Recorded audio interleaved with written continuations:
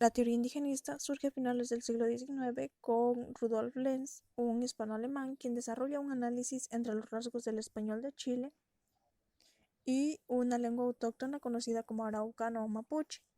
De este estudio concluye que el español popular de Chile tiene sonidos araucanos y lo fundamenta en dos hechos. El primero es que Chile pudo haber tenido mayor mestizaje que otras zonas de América por su ubicación geográfica, y el segundo es que se pudo haber dado a través del aprendizaje infantil por las lenguas de las madres, teniendo en cuenta que, si bien las madres eran indígenas, hablaban español y al hablar el español tendrían cierta influencia de su lengua vernácula, dando como resultado el matiz entre la lengua española y esta lengua indígena.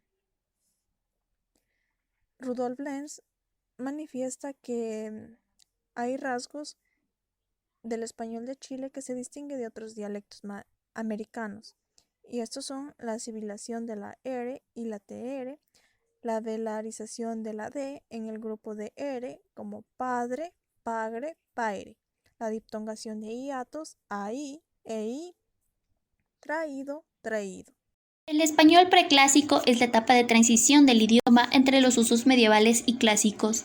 Hay escritores como Wagner y Zamora Vicente que dijeron que el idioma llevado a América con la conquista fue el español preclásico o medieval, es decir, el español del siglo XV. Sin embargo, Amado Alonso en 1953 fue el primero en alzarse contra estas ideas y demostró que el trasplante del español a América se realizó a lo largo del siglo XVI.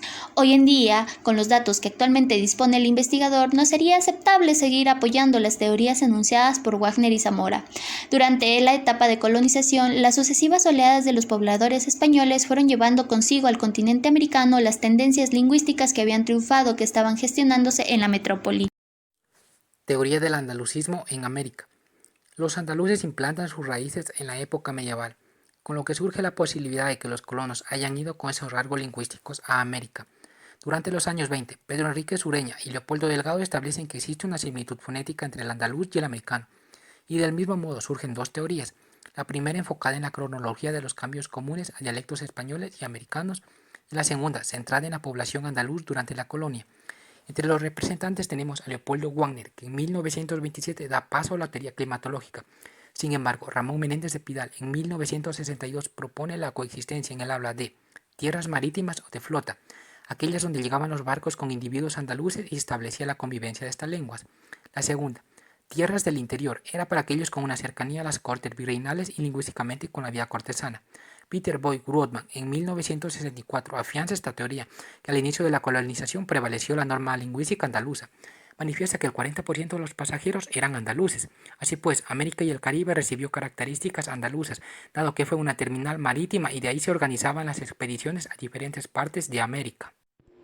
Teoría de la poligénesis.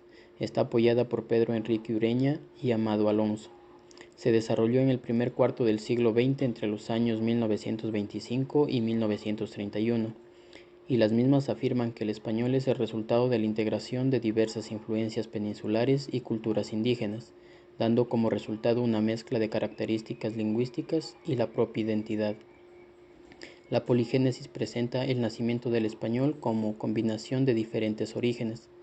De acuerdo con la teoría, se manifiesta que de manera independiente del lugar donde el hombre sea originario, se transforma de acuerdo a las distintas influencias de sitios por los cuales se movilizan.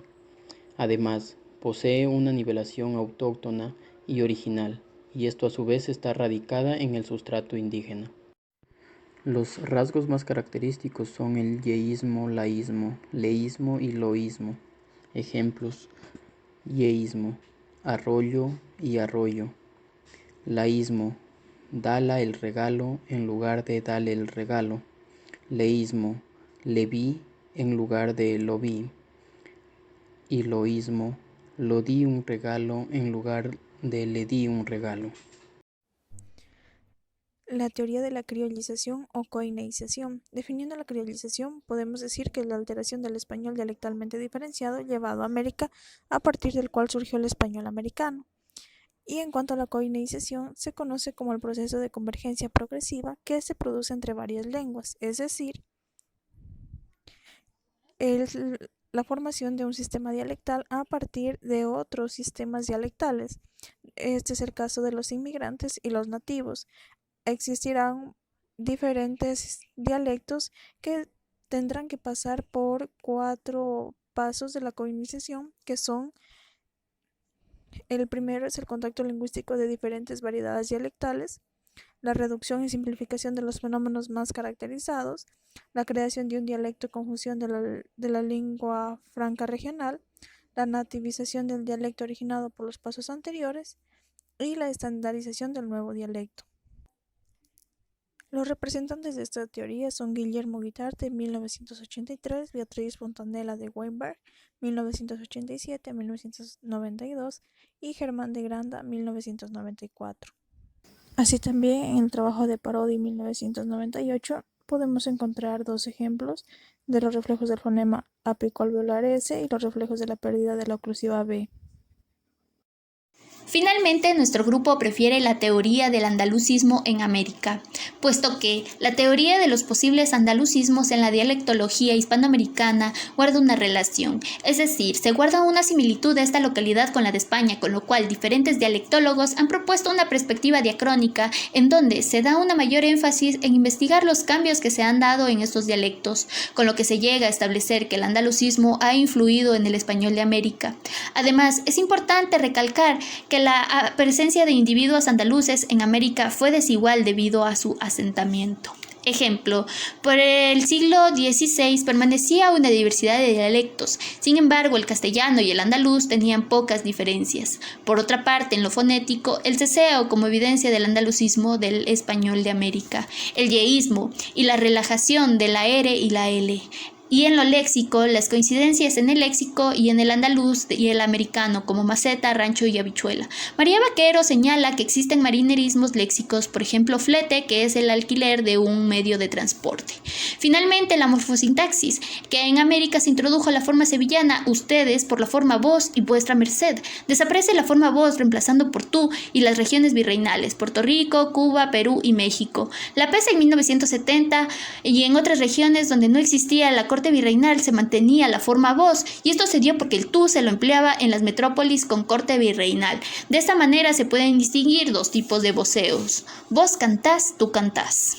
Conclusión argumentativa. Así pues, se dice que el Caribe recibió características andaluzas, dado que fue un terminal marítimo como establecimiento para organizar las expediciones que posteriormente se difundieron por el interior del continente.